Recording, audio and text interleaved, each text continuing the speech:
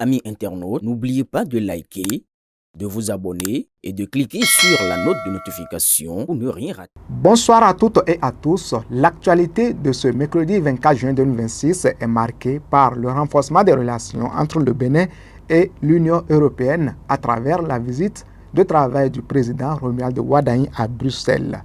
Sur le plan national, le Bénin confirme sa place de leader de la bancarisation au sein de l'UEMOA. La justice poursuit également sa lutte contre les violences sexuelles avec de lourdes condamnations prononcées lors d'une audience foraine de la Criette à Parakou. Bienvenue dans le Grand Zoom de BLTV, votre rendez-vous d'analyse, de décryptage des faits qui font le Bénin, l'Afrique et le monde. Au sommaire de cette édition, UEMOA, le Bénin devient le pays le plus bancarisé de l'Union. Bruxelles, Romuald Wadagne renforce le partenariat stratégique avec l'Union européenne. Criette à Parakou, lourde peine pour des auteurs de violences sexuelles sur mineurs. Éducation, 5 instituteurs auditionnés pour absence irrégulière. Gratuité de la maternelle, le gouvernement Wadagne met en garde contre les rançonnements. À Parakou, la mairie durcit le ton contre la divagation animale.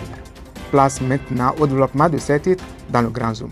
Bruxelles, Romuald Wadagne renforce le partenariat entre le Bénin et l'Union européenne. Le président de la République poursuit sa dynamique diplomatique avec une visite de travail à Bruxelles. Visite de travail, Romuald Wadagne a effectué ce mercredi une visite de travail au siège du Conseil européen à Bruxelles, en Belgique. Accueil, il a été reçu par le président du Conseil européen, Antonio Costa, dans le cadre d'une audience de haut niveau. Discussion, les échanges ont porté sur les investissements, le développement économique, la gouvernance et les réformes en cours au Bénin. Intérêt européen, l'Union européenne a réaffirmé son intérêt pour les progrès réalisés par le pays ces dernières années, notamment dans le domaine de l'énergie et des infrastructures. Perspective, les deux parties souhaitent renforcer davantage leur coopération stratégique dans les mois à venir avec la signature d'un nouvel accord cadre. Cette rencontre marque une nouvelle étape dans les relations entre le Bénin et l'Union européenne qui figure parmi les premiers bailleurs de fonds du pays. UEMOA, le Bénin devient le pays le plus bancarisé de l'Union. Le Bénin confirme sa progression dans le secteur financier ouest-africain et s'impose comme une référence régionale en matière d'inclusion financière.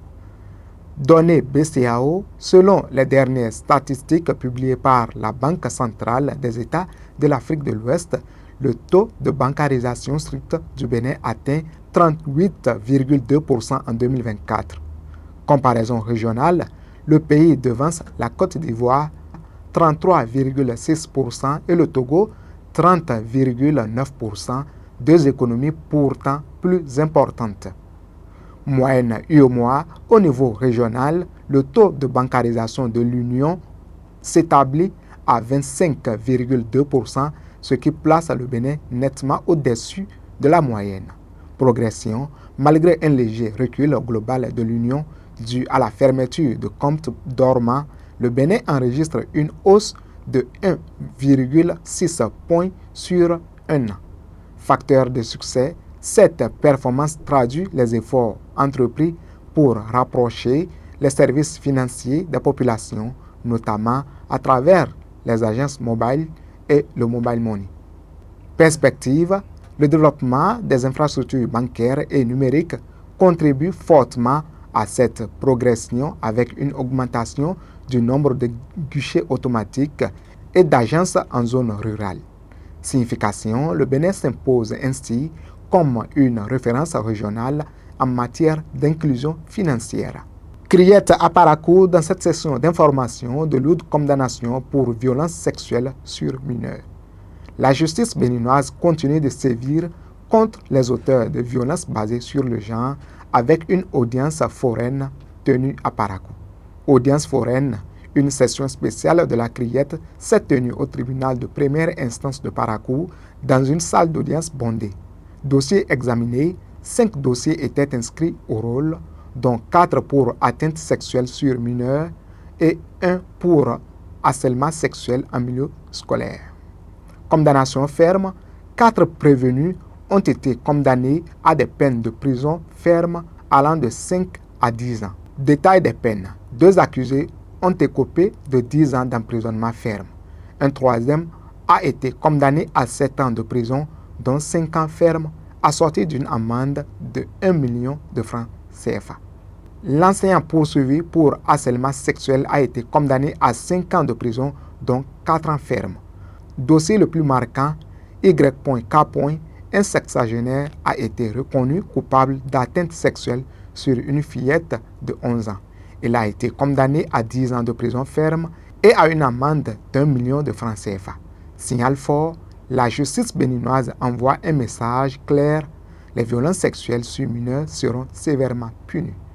Éducation, dans cette session d'information, 5 instituteurs auditionnés pour absence irrégulière. Le ministère des enseignements maternels et primaires poursuit son opération d'assainissement du secteur éducatif. Audition, 5 instituteurs contractuels ont comparu devant la commission administrative paritaire du MAMP à Porto Novo, convoqués pour absence injustifiée.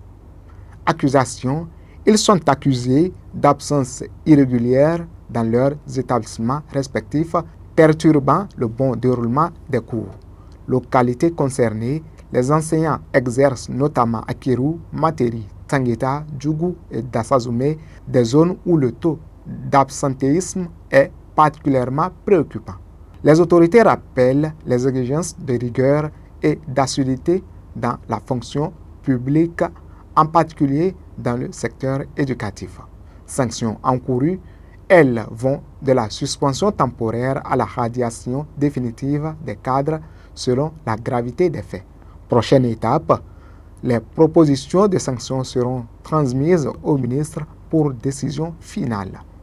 Toujours éducation, gratuité de l'école maternelle, le gouvernement met en garde les directeurs. Les autorités veulent mettre fin aux pratiques abusives dans les écoles maternelles publiques où certains directeurs continuent d'exiger des frais illégaux. Une tournée nationale de sensibilisation a été lancée par le directeur de l'enseignement maternel à travers les 77 communes. Consigne claire: les responsables d'établissement sont appelés à respecter strictement le principe de gratuité de l'école maternelle publique. Pratique visée: frais d'inscription illégaux sous quelque forme que ce soit. Exigence de fourniture non autorisée par l'État. Refus d'inscription d'un enfant pour défaut de fourniture. Des contrôles inopinés seront effectués dès la prochaine rentrée scolaire en septembre 2026. Sanctions: les contrevenants s'exposent à des sanctions administratives allant du blâme à la suspension. À Parakou, la mairie durcit le ton contre la divagation animale. La municipalité de Parakou veut renforcer la sécurité de l'hygiène dans la ville en luttant contre la divagation des animaux. Interdiction stricte. La circulation d'animaux en liberté, bovins, ovins, caprins, porcins, est désormais strictement interdite sur les voies publiques. Fourrière communale. Tout animal errant sera conduit à la fourrière communale où il sera pris en charge. Amende. Les propriétaires devront payer des amendes avant de pouvoir récupérer leurs bêtes. 10 000 francs CFA pour les ovins, caprins et porcins, 50 000 francs CFA pour les bovins. Objectif: les autorités espèrent ainsi réduire les accidents de circulation, les dégâts matériels et les problèmes d'hygiène causés par les animaux errants. Entrée en vigueur, la mesure est effective immédiatement. Coopération militaire, la France renforce les capacités du Bénin. Le Bénin bénéficie d'un nouvel appui sécuritaire de la part de la France dans le cadre de la lutte contre le terrorisme. Remise d'équipements, des équipements spécialisés ont été remis au 1er bataillon du génie et au Centre de perfectionnement aux actions de déminage et de déstabilisation, CPADD. Matériel fourni, détecteurs d'explosifs, brouilleurs portatifs, véhicules spécialisés pour les missions de déminage. Objectif: Cet appui vise à renforcer la lutte contre les engins explosifs improvisés qui constituent une menace croissante dans le nord du pays. Réaction, les autorités militaires béninoises saluent une contribution importante à la sécurisation du nord du Bénin. Perspective, ces équipements devraient soutenir davantage les opérations menées dans le cadre de l'opération Mirador déployée aux frontières avec le Burkina Faso et le Niger. La SB2E annonce des perturbations dans 7 communes. La Société béninoise d'énergie électrique SB2E annonce des travaux de maintenance qui entraîneront des coupures temporaires. Date des interventions sont prévues ce jeudi 25 juin 2026.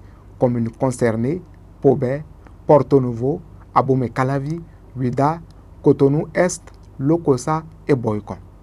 Horaire: les coupures pourraient intervenir entre 10h et 15h selon les zones et l'avancement des travaux. Objectif: la SBE indique que ces travaux visent à améliorer la qualité et la fiabilité de la desserte électrique. Recommandation: les usagers sont invités à prendre les dispositions nécessaires et à débrancher leurs appareils sensibles avant les coupures. Du Bénin, rendons-nous au Sénégal, un détenu accusé d'avoir vendu une fausse grâce présidentielle. Une affaire insolite secoue la maison d'arrêt de Diourbel au Sénégal, mettant en lumière les abus en milieu carcéral.